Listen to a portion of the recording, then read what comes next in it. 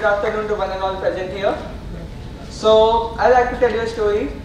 When I was sitting in an auto in the streets of Mumbai, a small guy came to me and he said, "Bhaiya, take these roses." Now, I was thinking, what I will do of these roses? So I told that guy, "Bro, what I will do of these roses?" He said, "Bhaiya, you're good looking, give it to your girlfriend." I don't have any girlfriend. So he said, "That's not a problem. Give it to an unknown person. Make a new friend today. The world needs new friends." I was spellbound by his answer. To be very frank, I was shocked to see how a small boy can speak all those stuff. I bought all the roses, gave few to the auto wale bhaiya and returned him back all the roses. Now after that signal turned into green, the auto wala said me. He said, "Saab, they are expert into marketing. Don't fall into the traps." I smiled and said, "Might be true." But certainly he made me realize the important thing today, and I made 2 new friends. So I would like to tell you a story. I hope you will not go off to sleep. Once upon a time, there was a beautiful village in the valleys of Himalayas. It had a beautiful river flowing. It had great unity and great amount of togetherness. The men used to work together, the women used to sing and cook and manage the household very well, and the children used to study about the tragedy of commons. Now, what is tragedy of commons? In simpler words, tragedy of commons can be referred to you about thinking only about yourself and not thinking about the entire community. And at the end of the day, the entire community will suffer, which would include you. That was actually the dream 21st century society. We always think about a society like that. We can just dream today. But that was the reality. The village was so beautiful and the river was so beautiful, it was because of 2 reasons. Because that river was the only source of food for the villagers, and the first rays of sunlight used to fall on it. So one day, the village headman called for a great unity party in the town hall. So each and every villagers were present in that party. They were celebrating a gala time. They were having a great time together. And frankly speaking, looking at that party, you would see the human souls intermingling with each other. That was a very beautiful sight. But after that party was over, there was one small problem. There was lots of garbage which was being collected after the party. Now, it was a really chilly night. The poor garbage man has to dump the garbage into the dump yard. Now imagine how difficult that would be for him. So what he thought of is dumping the garbage into the river rather than dumping it into the dump yard. That's the common thing he wanted to save his efforts. So he started doing the job. And when he was doing the job, unfortunately for him, a villager saw him doing that act. But the villager did not complain about him. He could have told to the village master, but he did not. He thought, rather I would do the same thing as people would not know and my efforts will be less. So this chain started growing, and this chain one day became huge. After a few months, when fishermen were fishing in the river, what they found was no fishes at all. Now they were shocked. They rushed to the village master. They said, "This is the problem, sir. There are no fishes in the river. What to do?" The village master was as shocked as them. He went to the riverside, he dipped his hand into the water and found out plastic and all other toxic stuff. He knew something is wrong. Now he called for a meeting. In that meeting, he smiled and said, "Friends, it was beautiful sharing my life with you. I had one of the best memories with you all. But the sad part is, it's just short. It's going to end now because the river is polluted and there are no fishes in the water. We are going to die." The silence in the room killed the garbage man who was standing. He shook his head down in shame. He was actually feeling guilty of what he did. Looking at that, the other guys who followed him did the same thing. And at the end of the day, every head in the village was down because each and everyone was responsible for that act. And few months later, the villagers died, and there is no existence of that village in today's maps of India. Now you all might be thinking why I am telling you a pre-nursery grade stories in a TED talk. Well, frankly speaking, we are forgetting the lessons taught to us in our schools. And that is not a nursery grade story, that is the replica of the world which is present now. We are no better than them. We have forgotten, we have been taught in our schools about unity. We have been taught in our schools about togetherness. But we have forgotten everything. There's a small girl who lives beside my house. I asked her before coming to this event, what does humanity mean for you? She smacked me on my face and she said, Bhaiya, you are talking about humanity. Humanity does not exist in this spirit. We are social beings. We live in a social place. But we are so isolated that we do not know who our neighbors are. We do not talk to them. We are so busy in competing in a single race that we would do anything to finish first in that race. Well, we might even kill the second person in the race. And you are talking about humanity. There is no such word in this century. I looked at her, I was shocked. I was seeing how a small girl can say those harsh things to me and to about the humanity, and how her thinking has shaped over this past year. But when I researched, I found out that she is not wrong. She is not wrong. We have totally forgotten our lessons. Today, we are talking about unity, but we are selling guns. Might be for our own defense, but we are selling guns because we are frightened. We are talking about peace, but over 4 lakh children have been killed in Syria till now. And the number is going very far, and it will reach to much higher extent, might be. The war against humanity has started. Human is killing humanity. This war is a never-ending war. It will go on and on. Today, the countries which are talking to save the world, today, the countries which are talking to sustain the environment are creating the highest amount of pollution. Today, we are in a world in which we believe in media. We believe that media is there to bring us closer. They are there to tell us the actual facts. But what's the reality? Are they doing the same thing? Or they are putting us apart? We don't know.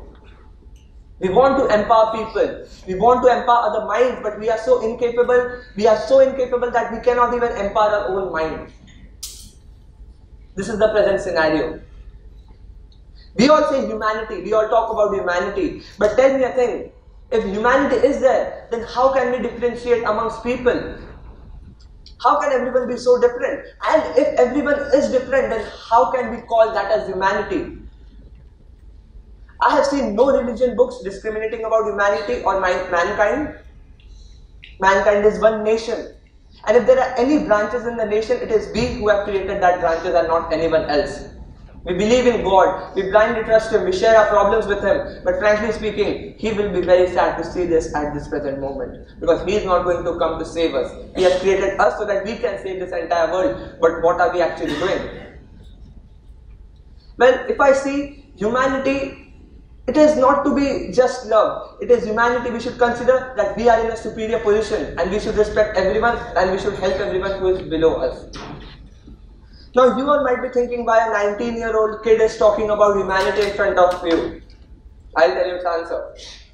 When I was in 8th standard, I was very immature and I was always an average child. I used to fail in examination. But the irony about this thing is, I had friends who were toppers. They used to top in every subject and I used to be with them. I used to feel very happy, but sometimes I felt that I wanted to go to that stage. Someday I wanted to go and speak in that stage. I want to share my views. What if I'm not good at studies? Might be I'm good at something else. But I was so disheartened someday because I was not getting the proper attention. I was not able to burn myself out. One day, Helpage India came into our school. So they said, like, you all students, please help us to collect funds and donate it to the old people. Now I thought that's the best way to do something out. To save humanity as well as to help other people. So I went to each and every home, collected money and gave it to the school. I was the highest donor in the school, and the principal ma'am called me on the stage and I got to speak. I got a medal. I was feeling so happy. I was feeling that I am saving humanity. But actually that was a competitive spirit inside me which I had that time. In 9th standard, I managed to do something very similar. I again collected highest amount for the Global Cancer Concern India. I was so happy. I was going, school were renowned me, I was considered as humanitarian, I was so happy. But I was blindfolded.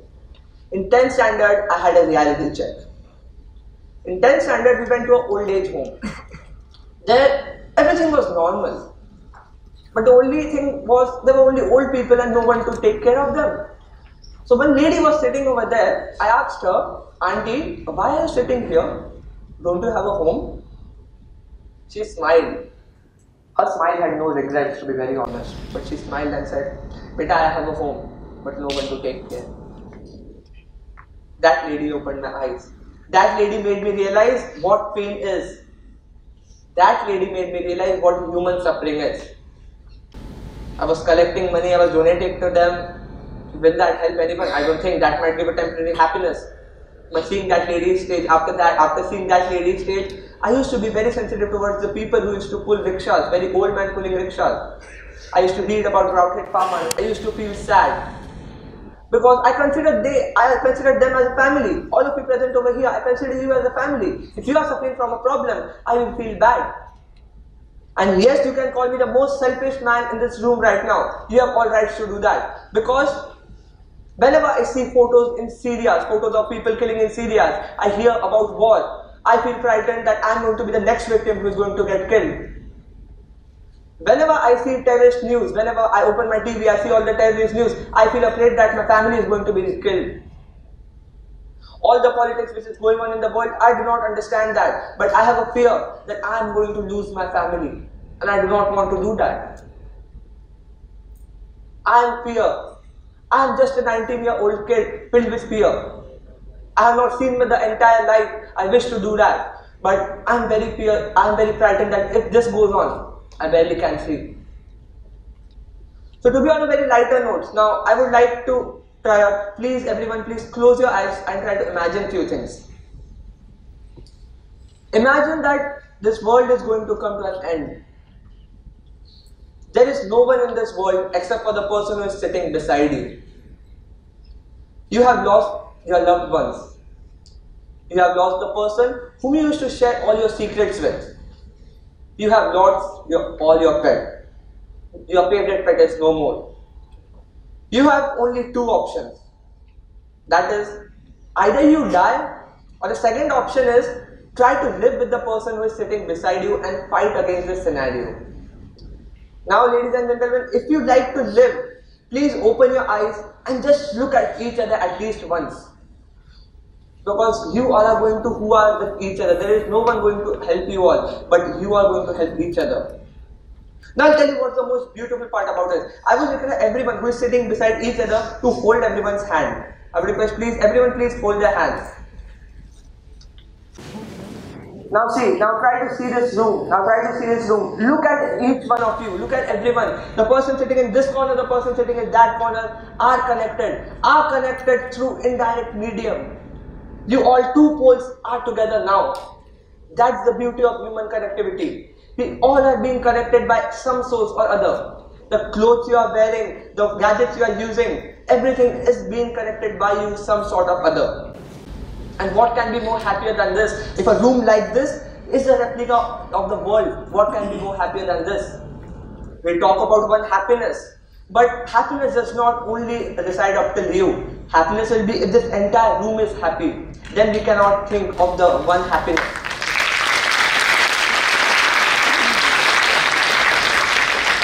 Because if the entire room is sad, there cannot be happiness movement. Either one day will come when you will be sad. You all think about comedy of tragedy. Sorry, I would say you all think about the tragedy. This is the most happiest moment which human connectivity has ever done. So ladies and gentlemen, I would like to propose a thing in front of you. I would like to propose a festival of humanity in front of you. A festival where there is no caste, no country, no religion, no city. Just celebrate the joy of being human. Just celebrate the joy of having a soul within you. Just intermingle with each other. I have been proposing this idea. I would like each and everyone to connect to this festival and to make this festival of humanity successful and to prove it right that we are truly humans. Because Mahatma Gandhi once said that humanity is like an ocean. If few drops of oceans are dirty, that does not mean the whole ocean is dirty. I agree that mankind is facing through some problem, but we all together can solve those problems. And the simplest answer to solve that problem is the boy that gave me the answer. That is, Bhaiya, the world needs new friends. Thank you.